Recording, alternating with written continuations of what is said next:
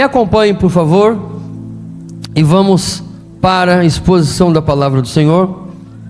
Gênesis capítulo 1, versículo 28. Vamos ler o 27 e 28. O 27 diz: assim Deus criou o ser humano, a sua imagem, a imagem de Deus o criou, homem e mulher os criou. E Deus os abençoou e lhe disse: sejam fecundos, multipliquem-se, enche a terra e sujeitem-na. Tenham domínio sobre os peixes do mar, sobre as aves do céu e sobre todo animal que rasteja pela terra. Amém? Irmãos, existem vários tipos de discurso, existem várias maneiras de pregar a palavra. Existe a pregação eloquente, cujo objetivo é convencer, o discurso, o objetivo é persuadir.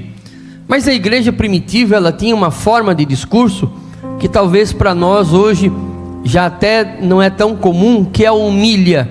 Pastor, o que é a homília? A homília não é aquele discurso eloquente, é aquele discurso de conversação, aonde vai conversando e explicando o texto sagrado, passo a passo. E eu quero aproveitar que a minha voz não está das melhores, né? Uma semana aí de gripe, e hoje eu quero fazer uma homília, não necessariamente uma pregação como a gente fala, que é uma conversa passo a passo. Mas o que eu quero falar para você, eu tenho certeza, eu acredito no que eu estou falando, pode mudar muita coisa na sua vida. E o que eu vou falar para você hoje, eu até vou falar devagar, porque se você crer no que eu vou falar e você praticar, você sair daqui convicto, muita coisa vai mudar na sua vida. Mas o que eu estou falando, eu acredito nisso. Eu daria a minha vida por isso. Eu acredito no que eu estou falando e do que eu vou falar hoje aqui para você, porque eu vivo isso, eu vejo isso, eu tenho inúmeros testemunhos do que eu vou falar. Hoje eu quero falar sobre autoridade e legalidade, e que talvez são palavras que passam no nosso cotidiano, passam desapercebido, mas eu gostaria que você compreendesse melhor esses conceitos na sua vida, na minha e na sua vida. E eu quero começar esta ministração com uma frase de um russo, Dostoiévski, que ele dizia o seguinte, uma tradução livre, né? A melhor maneira de manter alguém preso é fazendo ele pensar que é livre. A melhor maneira de manter alguém preso é fazer ele pensar que é livre, porque daí ele nunca vai querer fugir. E eu quero fazer algumas perguntas para você. Você não precisa responder, fica só para você. Se Deus já sabe tudo que a gente precisa, por que a gente precisa orar?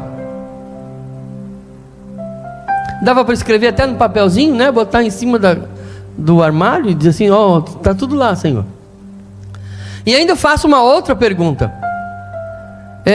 Se Deus já sabe todas as coisas e Ele determinou todas as coisas, por que a gente tem que orar? Se Ele já determinou, não vai mudar nada. Se a vida de alguém está na mão de Deus, então por que a gente ora pelos enfermos? Porque se Deus vai levar, vai levar. E se não vai levar, então não precisa nem orar. A pessoa vai voltar a viver normal e vai curar. E eu quero dizer para você que, para interpretar esse texto, esta declaração que eu fiz, essas perguntas, nós temos vários grupos, mas os dois principais grupos eu quero explicar aqui hoje. O primeiro grupo diz o seguinte: são irmãos nossos que creem em Deus, mas eles creem numa teologia de soberania total de Deus, absoluta de Deus. E eles creem o seguinte: não há o que você faça, Deus já determinou, as coisas vão acontecer. É Deus que determina a morte e a vida.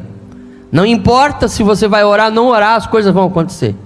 E aí, quando eu pergunto, então para que orar? Eles vão dizer: você ora para estar mais perto de Deus, para estar mais preparado para receber aquilo que Deus já determinou. Esse é um grupo.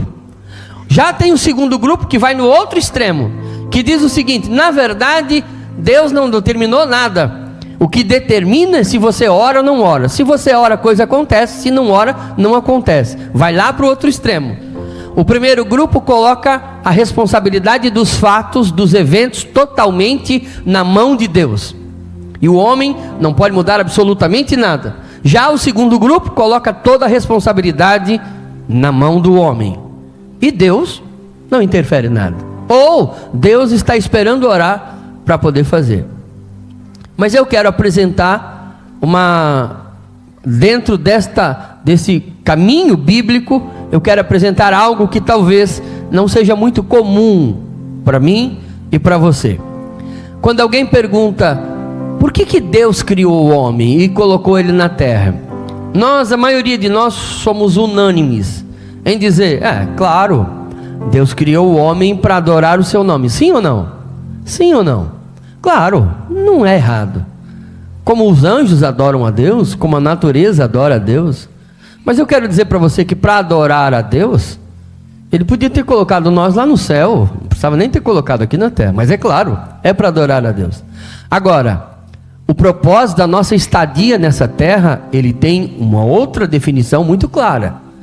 O texto que nós lemos diz que Deus criou o homem e colocou aqui na terra para governar e exercer autoridade. E essa mudança de conceito, irmãos, essa ideia é uma ideia que uma grande parte dos cristãos ainda não entendeu.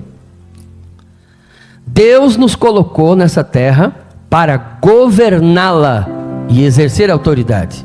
Deus colocou o homem, o texto é muito claro, o Senhor disse, Deus os abençoou e disse, sejam férteis, multipliquem.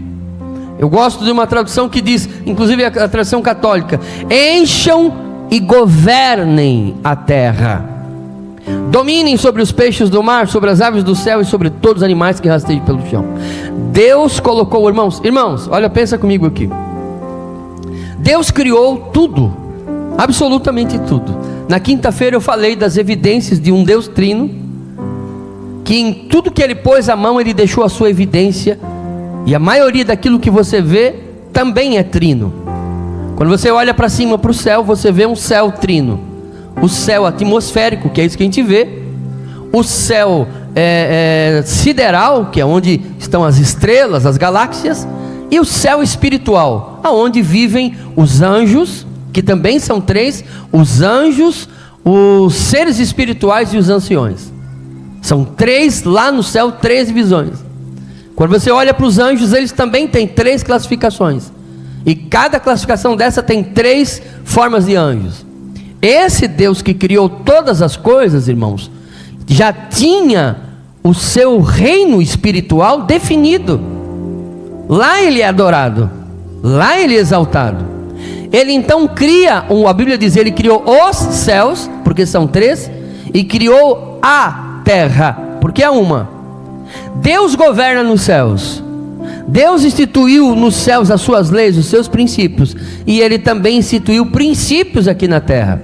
Ele cria todas as coisas, e a última criação de Deus é o homem. É considerado a coroa da criação. E depois de ter criado o homem, Deus não faz parecido com nada, mas o faz parecido com Ele, parecido na sua alma, no seu caráter, na sua personalidade. E quando Deus faz o homem, Deus entrega a chave do planeta Terra, o governo para esse homem, fala: esta terra eu dou a posse para você.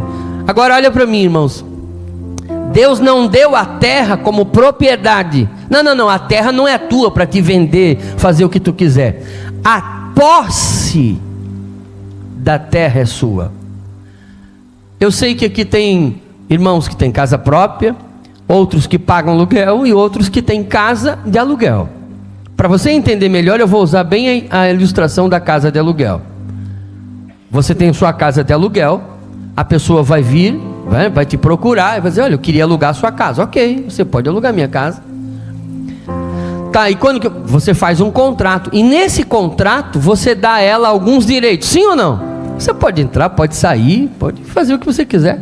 Alguns podem dizer: eu queria pintar a casa de amarelo. Pode pintar na cor que você quiser, contando que quando você sair, você deixe a casa na mesma cor que você pegou. Sim ou não? Outros dizem: não pode mudar a cor. Você especifica no contrato aquilo que o inquilino vai poder fazer. Só que você passa para ele o direito de de viver naquela casa, de administrar aquela casa. Você não pode ficar controlando o inquilino, que hora que ele vai sair, que hora que ele vai entrar, o que ele faz na casa. Sim ou não? Sim. Quando Deus entregou a chave do planeta na mão do homem, Ele também fez um contrato com o homem, falou assim: ó, vocês podem ficar aí, domina sobre tudo, vocês têm poder sobre os animais, vocês têm autoridade, pode comer as sementes, pode, mas Ele define um contrato para o homem, e fala assim: só que tem uma coisa, esse contrato que dá os direitos a vocês também vai dar os deveres. Deus determinou no contrato, lá em Gênesis 2:15, diz assim, ó: o Senhor pôs o homem no jardim do Éden para cuidar dele e nele fazer plantações. Pode plantar à vontade, está aí a terra para vocês, pode ficar à vontade. Aí eu quero correr no jardim, pode correr. Aí eu quero dormir, pode dormir, está aí na tua mão. Só que tem uma coisa: você pode comer de todas, pode comer as frutas de qualquer árvore do jardim, menos da árvore que dá o conhecimento do bem e do mal. Não coma a fruta dessa árvore, pois no dia que você comer, certamente morrerá. Deus instituiu um contrato. Deus colocou uma cláusula que o homem não poderia quebrar. Aquele direito que o homem tinha de administrar o planeta, de governar o planeta, ele é condicional. Se você obedecer a regra do contrato, você fica na casa. Quebrou a regra do contrato, cai fora, vai vir outro, você vai perder o direito. E não deu outra, irmãos. O diabo se personifica num animal, se apresenta para Eva, a Eva cai, erra, oferece ao marido, ele também erra. E quando eles quebram o contrato, a autoridade que o homem tinha de governar, ele perde. E ele, que era agora o governante da casa, passa a ser um escravo, passa a ser dominado, passa a ser aquele que agora precisa trabalhar para comer, passa a ser agora que precisa sofrer para comer, coisa que não estava no contrato, porque quebrou.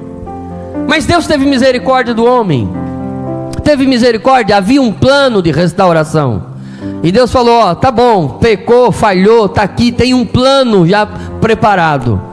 Deus não abandona o homem, não vira as costas, continua cuidando da humanidade. Ele vai cuidando e usando outras famílias que vão passando, Abraão, Isaac, Jacó e tantos outros, até que ele escolhe a partir de Abraão e depois de Jacó uma família em especial. E nesta família ele quer revelar o seu plano, o plano de restauração, aonde o homem ia receber de volta o domínio sobre a terra. E nesse plano de restauração, Deus chama eles e fala assim: olha, vocês estão no Egito, o que vocês são no Egito? Escravo, não é escravo? São escravos. Eu tenho uma proposta para vocês, eu tenho uma terra para dar para vocês. Antigamente era o planeta inteiro, mas como o Adão pecou, mas pelo menos eu tenho uma terra para dar para vocês. Naquele pedacinho de terra, vocês vão viver um pouquinho do que o Adão podia viver no planeta inteiro. Se vocês aceitar, eu vou colocar vocês na terra. Nem todos aceitaram, mas alguns aceitaram. E Deus foi trabalhando para colocar na terra. Quando chegaram no deserto, eles duvidaram da promessa do Senhor, e os pais morreram no deserto, mas os filhos entraram na terra. Só que quando eles foram entrar na terra, o dono da terra falou assim: ó, mas espera aí, tem um contrato que vocês vão ter que assinar. Quer entrar na minha terra? Quero. Quer morar na minha terra? Quero. Quer arrendar a minha terra? Quero. O que você vai ter de direito? Mana, leite e mel. Serão abençoados, serão prósperos. Não vai faltar água, não vai faltar leite, não vai faltar comida, não vai faltar nada. Só que tem um detalhe: não pode quebrar o contrato. Qual é o contrato? Deus especificou várias cláusulas no contrato, dizendo o seguinte: vocês têm que observar esses contratos, porque senão vocês vão sair da terra. Eles de início, quando entraram, cumpriram, se esforçaram para cumprir, mas é aquele negócio: A gente começa animado, né? Promete que vai fazer tudo certinho. Inquilino não é fácil, é difícil. É difícil para quem está morando de aluguel e é difícil para quem aluga a casa, né? No começo é toda maravilha, mas depois vai se acostumando. E olha só, irmãos, eles entraram naquela terra e Deus fez uma promessa de bênção na vida deles, de bênção. Mas lá em Levítico, Deus fala para eles o seguinte: mas se vocês obedecerem, serão prósperos, serão abençoados. Se vocês obedecerem, terão saúde, serão viçosos. Se vocês obedecerem, a chuva virá no tempo certo, na quantidade certa. Se vocês obedecerem, a enfermidade será barrada. Pode todo mundo estar na enfermidade, mas eu vou proteger a casa de vocês. Se vocês obedecerem, as mulheres serão vigorosas, vocês terão muitos filhos, vocês prosperarão. Se vocês obedecerem, vocês não serão cauda, governado pelos outros, vocês serão cabeça, serão governantes. Mas, se vocês desobedecerem, e aí ele dá uma lista do que vai acontecer. Ele começa pelas primeiras desobediências e vai seguindo dizendo: olha, se desobedecerem eu vou mandar praga, e se continuarem desobedecendo eu vou mandar espada, se continuarem desobedecendo eu vou mandar enfermidade, se continuar desobedecendo, e ele vai falando, e se não tiver mais o que fazer, que continuar na desobediência, então eu vou tirar vocês da terra. E ele fala algo em Levítico que é incrível: até que a terra possa descansar os seus sábados. Isso é algo magnífico, porque Deus já estava dizendo exatamente o que ia acontecer. Eles entraram na terra e Deus instituiu algo que eu quero compartilhar com você. Deus instituiu várias leis. A primeira, uma delas que eu quero falar aqui, nós vamos falar sobre a questão de governo. Falando sobre governo, claro, a idolatria, os 10 mandamentos, não ter outro Deus, a pureza sexual no relacionamento familiar, a educação de pais e filhos, tudo isso, mas são muitos assuntos pela frente, mas eu quero só 2 mandamentos, 2 ou 3 mandamentos que Deus determinou, irmãos, que a gente vê claramente como isso prejudicou eles nas suas não obedecer. O Senhor ordenou em Levítico 25, 18, dizendo o seguinte: vocês vão trabalhar 6 anos. Quantos anos? Quantos anos? 6 anos. Vocês vão trabalhar 6 anos na terra, e no 7º ano vocês não podem colocar nenhuma ferramenta na terra. Não pode capinar, não pode plantar, não pode fazer nada. Mas eu prometo que no 6º ano eu vou mandar uma lavoura tão grande que ela vai sustentar vocês durante todo o 7º ano, o 8º ano e o 9º ano. Vocês vão receber uma lavoura tão grande que vocês vão guardar alimento para o 7º, o 8º, e aí, como vocês plantaram, ainda não colheram, o 9º ano. Quando eles saíram do Egito, irmão, quando eles saíram do Egito, eles eram o quê? O que eles eram? O que eles eram? Apenas escravo. Deus fala com escravo? Falou com a gente, falou com eles também. Mas Deus quer que nós continuemos escravo? Não, eles eram escravos lá no Egito.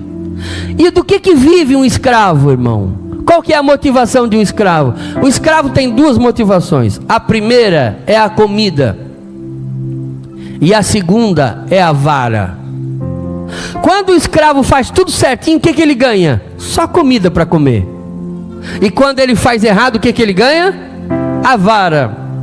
Pois eu quero dizer para vocês que esses são estudados pela psicologia até hoje. São os 2 maiores motivadores do ser humano: o medo e o prazer. E isso, irmãos, determina a humanidade. Isso determina a sociedade. A maior parte da sociedade vive motivado ou pela dor ou pelo prazer. Tem medo de perder o emprego, daí faz alguma coisa. Tem medo disso, vai lá e faz. Quando Quando o avião já está quase saindo, o cara sai correndo daí porque ele está com medo de perder o avião. Mas ele não tem a cabeça, a liberdade, ele não é livre para dominar os seus passos. Ele depende de ou dor ou prazer.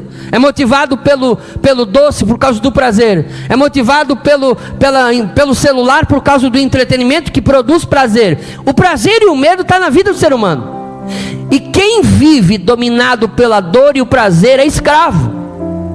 Sempre será escravo.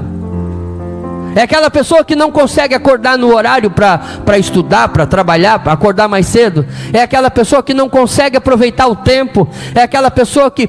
O escravo, quando ganhava a semente, ganhava o grão, o que ele fazia com o grão? Ele comia. Porque todo escravo só sabe fazer isso. Se ele ganhar um punhado de grão, o que ele faz? Ele come. Porque ele não sabe se ele vai ter amanhã. Então ele come. Quando eles vão entrar na terra prometida, Deus chama eles e fala: vem cá, escuta aqui. Vocês são escravos, não são? Só que agora vocês vão entrar na minha terra. E na minha terra eu não quero que vocês sejam escravos. Eu não estou chamando uma nação escrava para continuar escrava. Eu estou chamando uma nação escrava que eu quero transformar em líderes, em cabeça de mundo. Chamou eles e falou assim: a partir de agora vocês não vão mais comer todo o grão que vocês recebem. Não. Vocês vão guardar esse grão, parte desse grão. Você consegue imaginar, irmãos, quando eles pegavam assim, colhia a safra, está aqui, não sei quanta saca. Pois é, vocês vão guardar parte. O escravo diz: não, chegou sexta-feira, recebemos o pagamento. Qual é a ideia que tem? É uma churrasqueirinha na laje, e uma fumacinha, uma carninha, e as contas a gente se vira depois. É mentalidade de escravo. E a partir daquele momento eles começam agora a ter que guardar parte daquilo que eles ganham. Por quê? Porque eles vão ter que ficar um ano inteiro sem poder trabalhar, sem poder botar ferramenta na terra, e depois no segundo ano vão começar a plantar, mas não vão colher ainda, vão ter que esperar mais um ano. Eles vão ter que ficar 2 anos esperando para poder colher e comer. Só que Deus já estava trabalhando na vida deles para libertar eles. E o cristianismo, ele entra realmente nesta transformação. É isso que difere um cristão de um não cristão. O cristão não é movido por dor e prazer. Ele é movido pela disciplina produzida pela palavra de Deus. Nós estamos doentes porque somos indisciplinados. As coisas acontecem erradas porque na maioria das causas é razão da nossa indisciplina. O Brasil é um país endividado e é um país considerado cristão, porque não é um cristianismo prático, é um cristianismo apenas fideísta, uma fé declarada no domingo à noite. Cristianismo muda quem eu sou na segunda de manhã, na terça de manhã, na quarta ao meio-dia, na hora de comprar, na hora de vender, na hora de trabalhar. Será que no céu vai ter muro torto, irmão? Será que no céu vai ter quadrado redondo? Não, porque Deus faz tudo perfeito. E Deus determinou que eles guardassem parte do que eles iam colher. A segunda parte que Deus determinou para eles eram os dízimos. Lá em Levítico, Deus ordena também que eles guardem uma parte daquilo que eles ganhavam. Está escrito em Levítico 27:32: quanto aos dízimos do gado e do rebanho e de tudo que passar debaixo do bordão do pastor, o dízimo será santo ao Senhor. Fale aos levitas e diga-lhes o seguinte: quando vocês receberem dos filhos de Israel os dízimos que eu lhes dou por herança, desses dízimos vocês apresentarão uma oferta ao Senhor, será o dízimo dos dízimos. A segunda parte que Deus ordenou que eles guardassem era daquilo que eles colhessem, daquilo que eles recebessem, eles deveriam guardar 10%. Naquele tempo não havia moeda como agora, fácil. Então a troca, a mercadoria era com mercadoria mesmo. E eles também não iam no templo uma vez por semana. Eles iam 1, 2, 3 vezes. E principalmente aqui ainda não havia templo. Mas Deus determinou que uma parte daquilo que eles colhessem, daquilo que criasse, fosse reservado ao Senhor. Instituto Haggai nós estivemos lá, e eles fizeram as contas. Naquela época, dava 22,5% do que eles colhiam, eles não poderiam comer. Eu preciso que você olhe para mim, porque eu vou te falar algo que, se você prestar atenção, pode mudar muita coisa. Quando eles saíram do Egito, o que eles eram? O que eles eram? Qual que é a característica do escravo? Ele come tudo o que ele... Deus falou assim: vocês vão guardar 10%, basicamente 10% para vocês, e 10% para... Quando José chegou diante de Faraó, você lembra? Lembra do sonho de Faraó? O que Faraó sonhou? Que haveriam de vir, 7 vacas gordas no sonho, e 7 vacas. As 7 vacas gordas representavam o quê?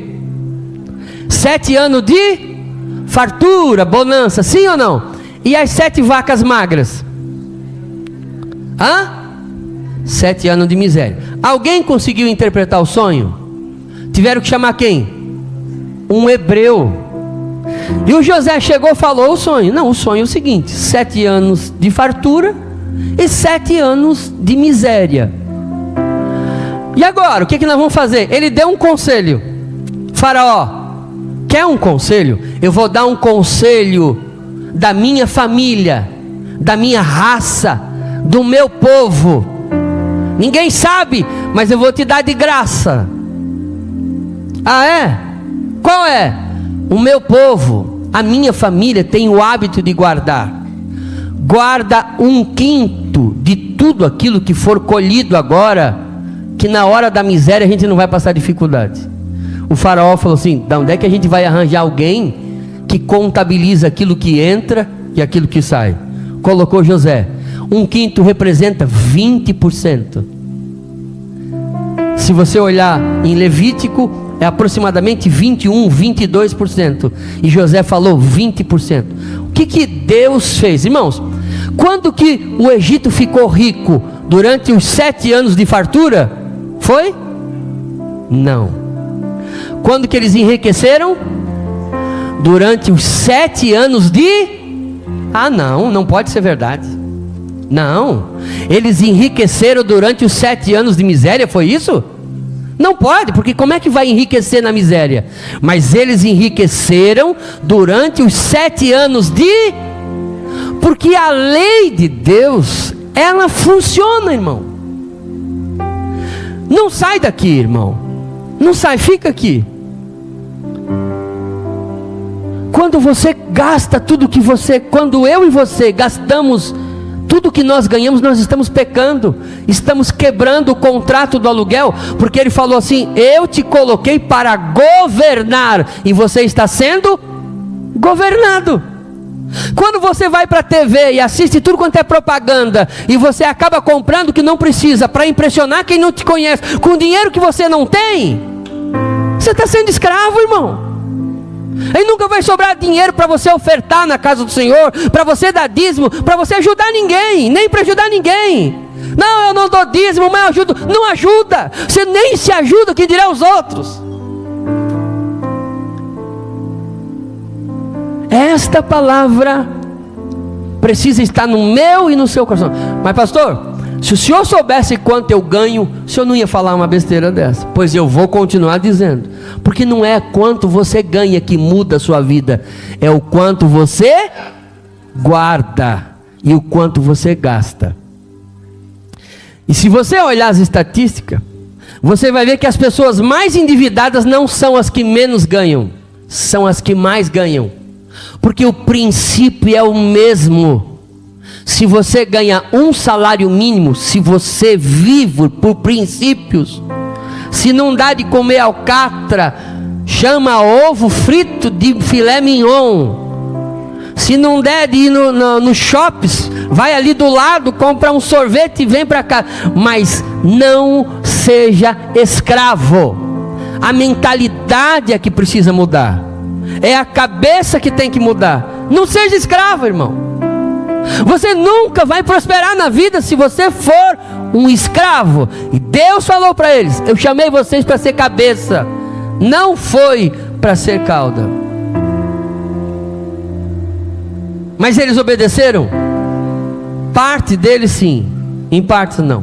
Irmãos, alguns desse povo, eles levaram tão a sério esse negócio. É sério, irmão Jorge? Eles levaram tão a sério essa palavra, tão a sério, que eles passaram de pai para filho durante centenas e centenas de anos. E até hoje eles são conhecidos no mundo inteiro por ser o povo que melhor governa as suas finanças. Quem são eles? Quem são eles? Os maiores bancos do mundo estão na mão de quem? De quem sabe guardar. As maiores empresas estão na mão de quem? De quem sabe administrar. Agora eu quero dizer uma coisa séria para você. Olha para mim, olha para mim, olha para mim. Não perde, porque o que eu vou te falar pode te deixar chateado, mas pode virar uma chave na tua vida. Quando você não administra, não governa, e você fica chateado assim com Deus, não sei como é que pode. O vizinho que não serve a Deus, olha o carrão dele, e eu, olha esse pau velho aqui. E Deus diz que me ama. Deus te ama. Não vai mudar nada a tua salvação. Tu vai ser um pobre que vai morar no céu, se tu não mudar. Só que eu quero te falar uma coisa: Deus te ama. Mas se tu olhar bem no contrato, e nem estava em letra miudinha, porque ele não quis te enganar, ele botou, falou assim, ó: eu te coloquei para governar. Se você crê em mim ou não, isso é uma questão de fé para a salvação. Mas se você governar, a bênção vai ser sobre você igual. Quando aquele que não crê, quando aquele que diz que não crê em Deus, não vem na igreja, não participa da reunião, mas ele senta e faz as contas do que ele ganha, e faz as contas do que ele vai gastar, e ele fala assim, ó, reúne a família e fala assim: olha, nós ganhamos 1.000, a gente não pode gastar mais do que 700, porque 800 eu sou obrigado a ganhar, guardar. Quando ele faz isso, ele é um ímpio, não crê em Deus, mas ele está cumprindo o contrato. E Deus fala assim para você: olha, ele até não crê em mim, mas ele obedece mais você do que crê, porque olha o que ele está fazendo, está governando. E a minha palavra não pode voltar vazia, uma vez que ele está cumprindo a cláusula do contrato, então eu tenho que dar a empresa para ele. Quantos cristãos, irmãos, que já ganharam dinheiro que era para estar com a aposentadoria garantida, e estão até hoje vivendo uma vida precária. E sabe o que é uma vida precária? Não sabe o significado? Viver de preces, viver de oração. Não, pastor, mas a gente tem que orar. Tem que orar, todo dia. Jesus falou: o pão nosso de cada dia nos dai hoje. Agora, você sentar e calcular muito bem: espera aí, quanto que eu ganho, quanto que eu vou gastar, quanto que eu tenho, como é que vai ser quando você não puder mais trabalhar? De onde é que vai vir o sustento? Tem que pensar nisso. Jesus falou que o bom administrador é aquele que senta e calcula se ele vai conseguir vencer ou não. Então às vezes, irmão, vale a pena passar um aninho comendo ovo frito e guardando uma verba. Os especialistas dizem o seguinte: se você trabalha de carteira fichada, quantos trabalham de carteira fichada? Levanta a mão. Eu não trabalho. Levanta a mão, quem trabalha de carteira fichada? Só isso, irmão, levanta a mão aí. Está com vergonha? Levanta. Não tem ninguém batendo foto sua. Quem trabalha de carteira fichada deve ter guardado 6 meses de salário. Quem trabalha de carteira fechada. Quem trabalha autônomo, 1 ano. 1 ano, se você não vender uma agulha, um parafuso e um prego, não vai faltar comida na sua casa. Se você fizer isso, você vai prosperar. Por quê? Porque daí você não precisa empurrar o seu produto de qualquer maneira. Você sabe que você está respaldado. E isso nada mais é do que um princípio especificado na palavra de Deus. Deus colocou um contrato e falou: eu dei a terra para você, guarda 20% do que você ganha, 10% para você e 10% para mim. Ele falou, está aqui na lei, na palavra do Senhor. Tem um livro de eu esqueci até o nome dele agora, mas ele fala sobre isso, o quanto é importante você investir parte do seu salário não em você mesmo, investir em uma outra causa, o quanto isso vai fazer você aproveitar melhor aquilo que você tem. E eles quebraram uma grande parte deles quebraram esse contrato. E porque eles quebraram o contrato, irmãos, eles se tornaram escravos novamente. 3 vezes eles foram para o exílio e ficaram durante muitos anos no exílio. E porque eles ficaram no exílio, trabalharam novamente como era no Egito, só pela comida e só pela vara. Só que a Bíblia diz que Jesus veio, e quando Jesus veio, Ele fez uma declaração para eles, que faz para nós também. Eu afirmo que quem é vencido pelo pecado é escravo do pecado. E Ele disse mais, sabemos que a lei é divina. Paulo escreveu Romanos 7,14 dizendo, eu sou humano e fraco, e fui vendido ao pecado para ser escravo. Mas Deus nos chamou para a liberdade. Deus nos chamou para a liberdade. Jesus falou em João 12,31, irmãos. Jesus disse o seguinte: chegou a hora de esse mundo ser julgado, e aquele que manda nele será expulso. Em Colossenses 2,14, Paulo falou assim, ele cancelou o escrito de dívida que era contra nós, a nossa dívida, ele cravou na cruz do pecado.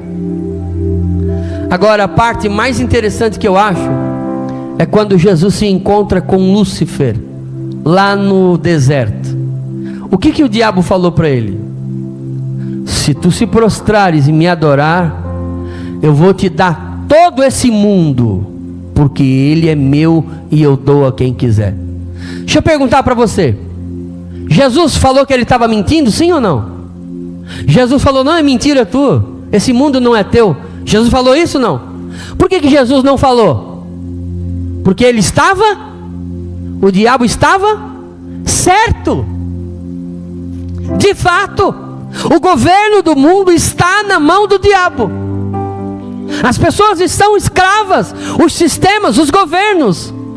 Só que Jesus não se prostrou diante do diabo. Jesus não se prostrou diante do adversário. E ele venceu o diabo. E ele disse, só ao teu Deus adorarás. Não se prostrou e venceu o diabo. Agora eu quero dizer uma coisa para você, irmão. Para todos aqueles que creram nele, ele deu, primeiro, ele nos libertou da escravidão do pecado. Segundo, ele nos deu autoridade. Ter autoridade é uma coisa muito boa, é ou não é? Um juiz tem autoridade, sim ou não? Tem autoridade? Mas é bom ter autoridade? Ele nos deu autoridade. Jesus falou em Romanos 8,1, agora, Paulo escreveu na igreja de Romanos 8,1, agora não existe mais nenhuma condenação para aqueles que estão em Cristo Jesus. Isto é legalidade e autoridade. Legalidade é o direito que você tem, é a promissória que você tem. Vou dar um exemplo. Alguém invadiu a sua casa, está morando lá, são os bandidos perigosos. Eu pergunto, a casa é sua? Sim ou não? A casa é sua? O direito é seu? É. Mas eu pergunto, você pode entrar? Por que não? Porque tem alguém lá. Para você poder, então, a legalidade, a lei te garante, a casa é sua, ela é sua. Mas você consegue entrar? Para poder entrar você tem que ter o quê? Chamar a polícia, não é? Ou pegar uns caras fortes assim, levar lá, vão lá resolver o negócio. Você precisa de uma autoridade. Você vai com a polícia, vários camburão, chega lá, os bandidos estão tudo armados. a polícia com o poder na mão, a polícia tem o poder de fogo, o poder, eles vão lá e tiram o bandido da sua casa e te entrega a casa, fala assim, a casa já era sua e agora eu estou te entregando por causa da autoridade. Agora eu quero que você entenda isso também. Tem muita coisa que é sua por legalidade, Deus te deu, é teu, mas você não tem autoridade, irmão. E a gente perde a autoridade quando a gente abre a porta para o diabo entrar na nossa casa. Ter esta autoridade faz todo sentido na vida do crente, só que você precisa saber como usá-la. Dependendo do que você usar, você vai se prejudicar ainda mais. Se você estiver num lugar perigoso, de bandidos, lute para se salvar. Ter uma arma é bom, não é? É bom, mas se você não sabe usar, é capaz de você se ferir com a própria arma. Pois a autoridade que Deus nos dá, ela serve para o nosso bem, mas às vezes a gente pode fazer até o nosso mal. Eu vou te mostrar.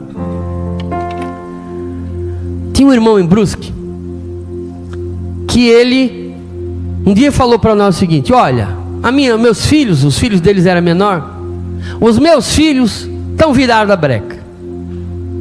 Eu e minha esposa não chegamos a conclusão nenhuma. Eu falo uma coisa, ela fala outra. Sabe o que eu fiz? Fiz uma reunião, falei: olha, fiquem vocês aí, se virem, porque eu não vou mais me importar. Quem é a autoridade que Deus instituiu dentro da casa? Quem é?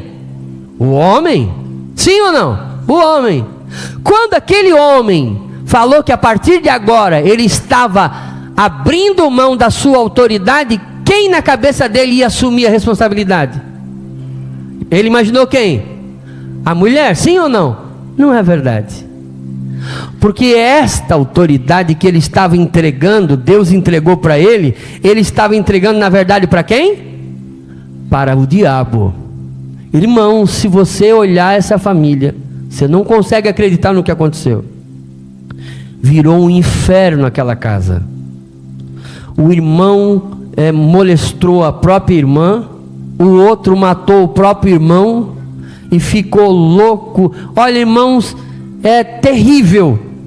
E o pai viveu na cadeira de roda para ver tudo aquilo acontecer. Parece que o diabo estava dizendo: você entregou a sua família para mim, pois eu vou te colocar na cadeira de roda, tu vai sofrer bastante, só que eu não vou deixar tu morrer, tu vai assistir passo a passo o que eu vou fazer na tua família. Ele tinha autoridade, Deus deu para ele. Ele poderia ter dito: não, Deus tem uma família de glória aqui na minha casa, Deus tem uma palavra de bênção aqui, mas ele não fez. Agora eu vou te dar um outro exemplo, um exemplo bom agora. Eu trabalhei com um senhor chamado Atanagildo, e o Atanagildo tinha o sonho de ter um filho piloto de avião, e ele sempre falava para todo mundo: meu sonho é ter um filho que seja piloto de avião. E a mulher dele, depois de tempo, engravidou, e ele teve um filho. Ele já estava mais meia idade, eles tiveram um filho. Só que o filho dele não foi piloto de avião como ele queria. O menino não queria nem saber, descambelou para outra área, mas um menino bom, educado. E ele dizia: que pena, tanto que eu queria que o meu filho fosse piloto de avião, estava disposto a pagar o curso para ele ir ser piloto de avião e tudo, e não teve jeito. Mas fazer o quê? Não é tudo como a gente quer, mas eu sempre desejei. E ele sempre dizia que queria que o filho fosse. Passado, quando o menino já tinha mais de 20 anos, 20 ou 25 anos, eu acompanhei isso, eu vivi, eu estava do lado dele. Apareceu um jovem na casa dele, aproximadamente também naquela idade, não lembro agora se era 25 anos, mas era jovem. Chegou na casa dele com uma família e falou: nós precisamos conversar com o senhor. O senhor é o fulano de tal? Sou fulano de tal. E o senhor nos permite entrar? Ele falou: claro, pode entrar na minha casa. Muito bem, uma pessoa muito educada. E eles chegaram e ficou pensando: meu Deus, o que é que deu aqui? O senhor tem um filho assim? Ele falou: tem. Ele está em casa? Tem, ele está em casa. Aí a família ficou desesperada, pensando: meu Deus, o que aconteceu? Tu fez alguma coisa? Não, pai, eu não fiz nada. Entraram e eles disseram: olha, o seu filho nasceu tal dia, aqui na maternidade em Brusque, nasceu. Em tal horário? Sim, em tal horário. Pois eu quero dizer algo para o senhor. o seu filho foi trocado na maternidade. Ele falou, não, foi. Não, foi. Não, foi, não, foi. Está aqui, ó. Conversa vai, conversa vem. Como que eles descobriram?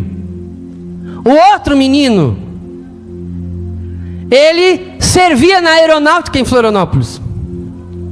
E ele foi fazer os exames e o médico falou assim, olha, tu precisa conversar com teu pai e com a tua mãe. E ele falou, mas por quê? Não, porque alguma coisa deu errada nesse caminho. Tu não é filho do teu pai. Falou, como assim? Não. E aí pressionaram a mulher. Falou, não, vocês estão doidos? Não, não é filho. Ele não é filho desse homem. Não, mas como não? Daí já vem, mãe, não, eu tenho certeza que não. E foi colocar, não, vamos atrás. E foram procurar. E aí, né, não, ela jurava de pé junto que não, eu nunca tive ninguém, jamais tive nenhum caso. Foram analisar, então vamos para a maternidade, vamos lá. Chegaram na maternidade, descobriram que na mesma hora nasceu um outro menino, também muito parecido, e que a enfermeira, na hora de colocar a pulseirinha, colocou errado. E aí, claro, os primeiros meses foi aquele sofrimento, aquela tortura. Só que depois ele falou assim, pois é, amorim, depois de tempo que agora as famílias estavam se visitando, estavam se conhecendo, ele falou, pois é, rapaz, que coisa. Durante a minha vida inteira eu desejei ter um filho piloto de avião. O filho que eu criei não quis saber, mas o filho que saiu do meu sangue é piloto de avião. Fique de pé, eu quero orar com você. Eu gostaria de ter ainda mais tempo para ir com você, que eu quero ir longe ainda. Eu e você precisamos entender o que é autoridade e legalidade. Porque senão você vai sair daqui, irmão, falando mal de gente, amaldiçoando. E você fala, tudo aquilo que o diabo quiser fazer na vida da sua esposa, ele vai soprar no seu ouvido. Sempre. Quem que você acha que o diabo vai usar para destruir a vida do marido? É quem está mais perto. É ou não é? Se a esposa, o diabo sopra no ouvido da mulher dizendo assim, ó, ele é um covarde. Ela ouve e não é uma mulher sábia. O que que ela fala? Porque o diabo prepara a situação. Tu és um covarde mesmo. E aquilo, ó, entra onde, ó? Entra no coração. Eu atendi uma irmã que ela vivia dizendo que o marido dela não prestava. Toda a vida reclamando do marido, ele não presta, ele é um vagabundo, ele é um sem vergonha, ele é isso, ele é aquilo, ele me trai, não sei o quê. Aí eu falei, ai meu Deus do céu, cada vez que ela vinha na frente, ela vinha com aquela ladainha, falar mal do marido. Dizia, irmã, ora por ele, irmã, conversa com ele, senta com ele. Aí um dia ela veio chorando, pastor do céu, o meu marido pegou outra mulher e foi embora e desapareceu. Eu falei, então agora, irmã, deve estar contente. Ela falou, como? Eu falei, não era o que a irmã queria, porque a irmã vinha todo o culto aqui, irmã. Não, mas eu nunca quis isso. Bom, mas era o que a irmã falava. E Deus escuta o que a senhora fala, e o diabo também. Você tem autoridade, irmão. E ela não foi dada pelo diabo, ela foi dada por Deus. E você como pai, além da autoridade, você tem legalidade. Deus falou assim, ó, quando a criança nasceu, eles entregaram a certidão do nascimento na mão de quem? De quem, irmão? Entregaram na mão de quem? Na mão do pai e da mãe. O que a certidão de nascimento te dá? Legalidade. O João vai dormir, tem a hora para dormir e tem a hora para acordar. Quem estipula isso? Sou eu. Eu e a Silvia sentamos juntos, ó, vai dormir nesse horário, vai dormir aqui. Eles têm o horário para fazer as atividades, o pai e a mãe sentam junto e conversam. Isso é legalidade. Se você abrir mão, se você não fizer, outro vai assumir. Sabe quem vai assumir? O diabo.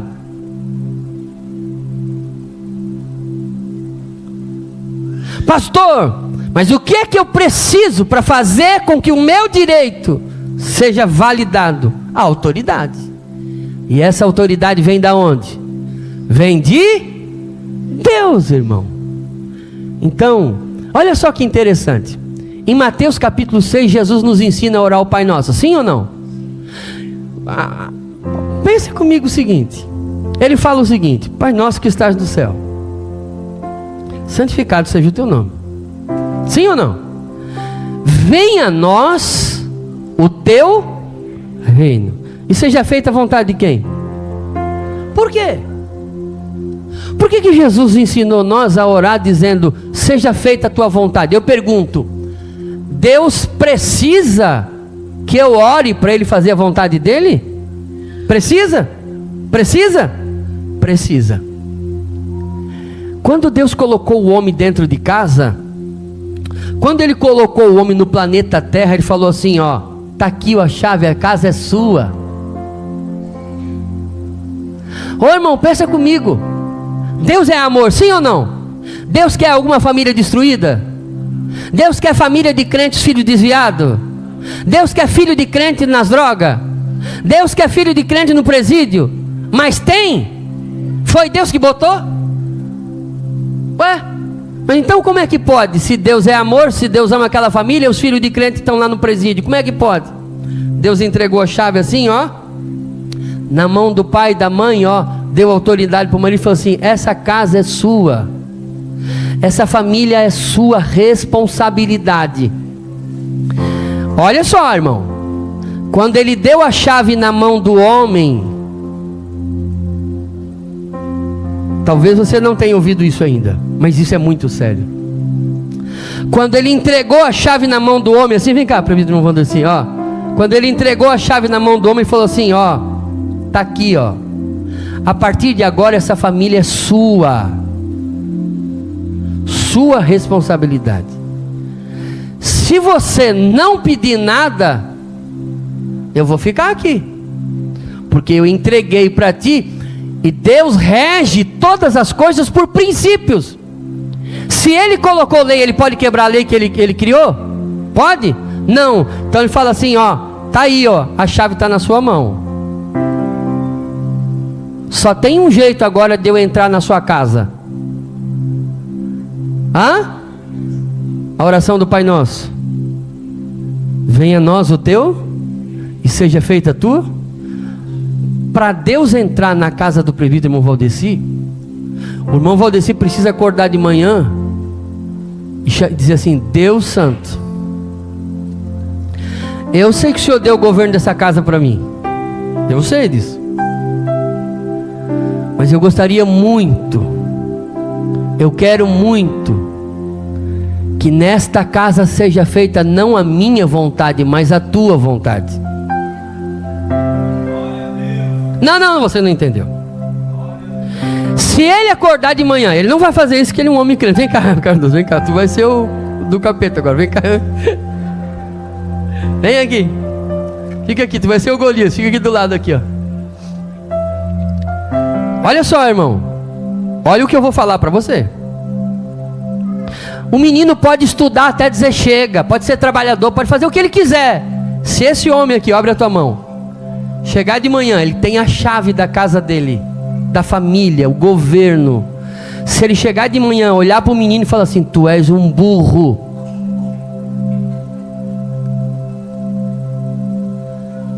ele pode falar rindo, olhando para ele, mas tu é burro mesmo, hein? Nunca vai dar nada. Rindo, brincando. Quem é a autoridade daquela casa? É ele. O menino pode fazer o que ele quiser, irmão, o que ele quiser. Aquela palavra vai perseguir aquele menino, porque o pai está abrindo uma lacuna, está dizendo para o diabo, esta casa é minha, e eu quero que você governe.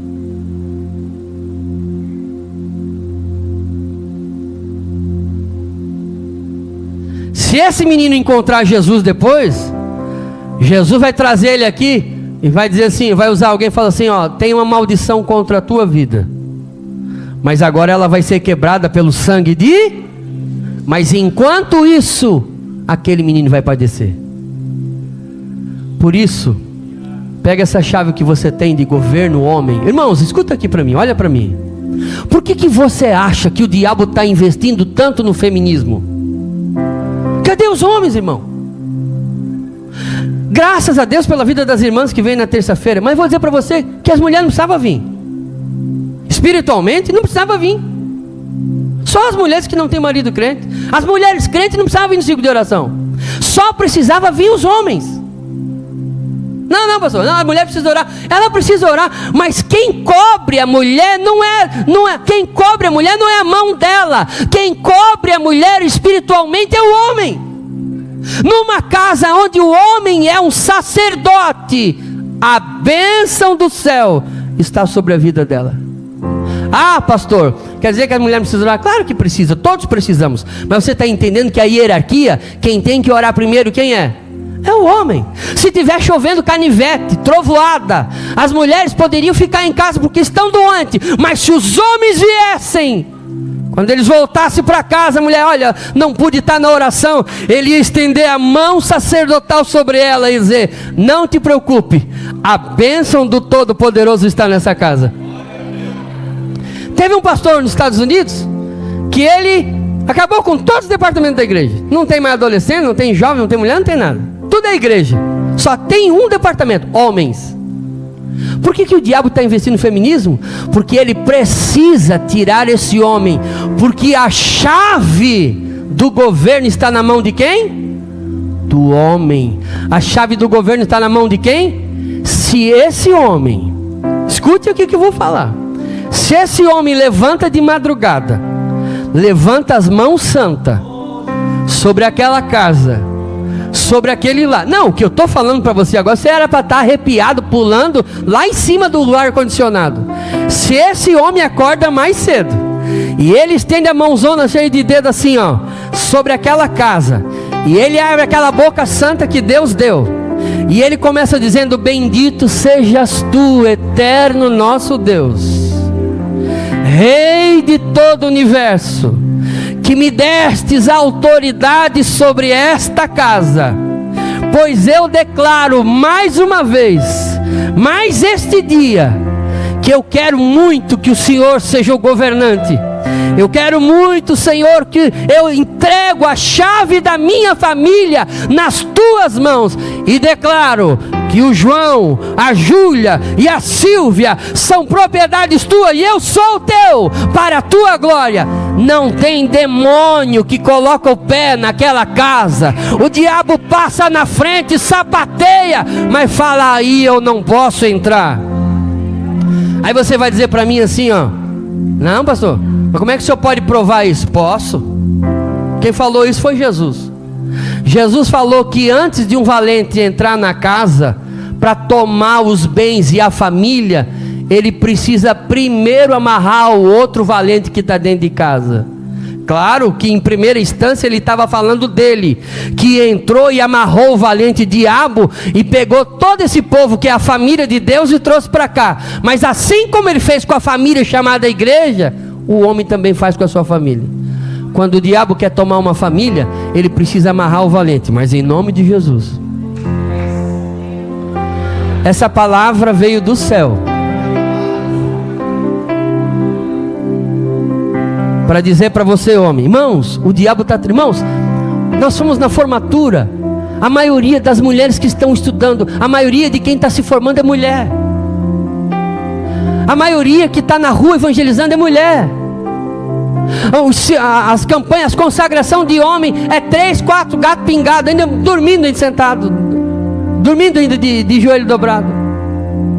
Você vai num encontro de oração, irmãos, o encontro de oração masculino não é só aqui que é pouca gente, é geral. Por quê? Porque o diabo precisa tirar esse homem de cena. É esse homem de Deus que impede que ele tome conta da sociedade. Hoje de manhã na escola dominical, olhe para a escola dominical.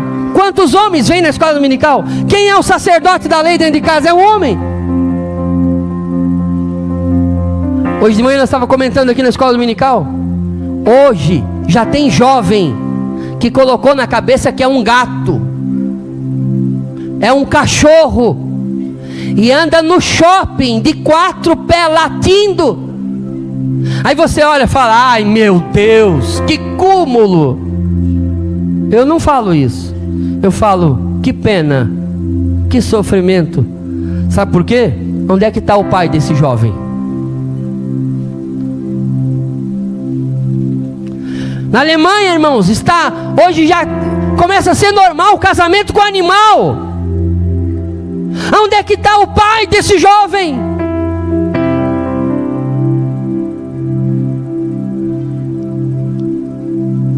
Nós estamos vivendo um caos no nosso país, catástrofes terríveis. Vai olhar, vai estudar, vai olhar a situação espiritual dos estados.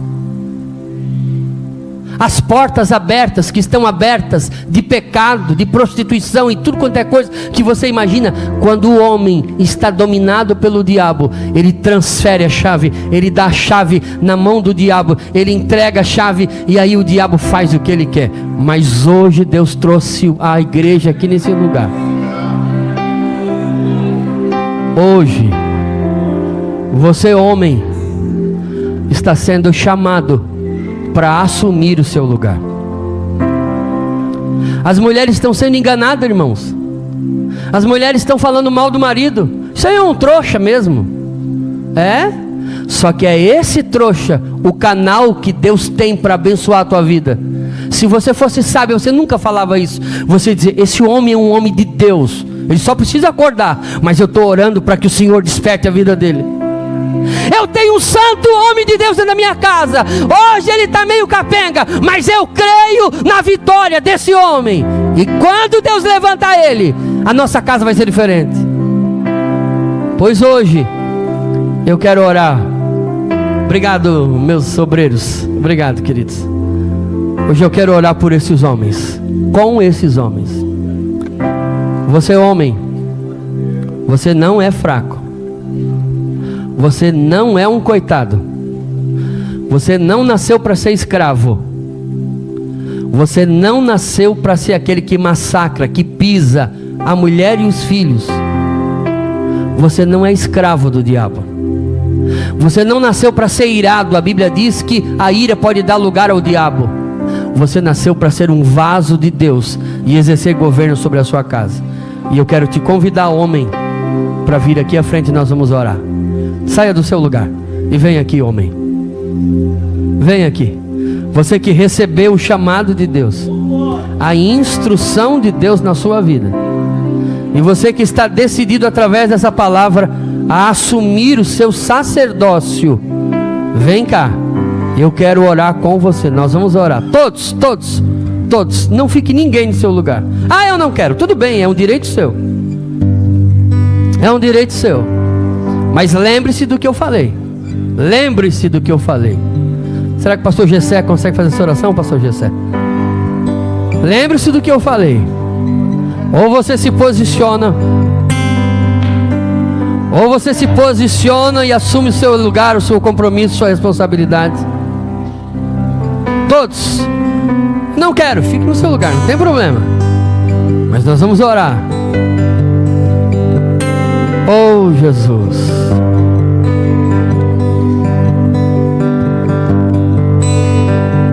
Você consegue imaginar quanto uma porta aberta pode destruir um estado inteiro? Consegue? Nós vamos orar depois, para que Deus venha fechar essa porta no Rio Grande do Sul. Venha estender a sua mão sobre aquele estado, sobre o nosso estado também. Pastor Gessé, vem, ora por nós.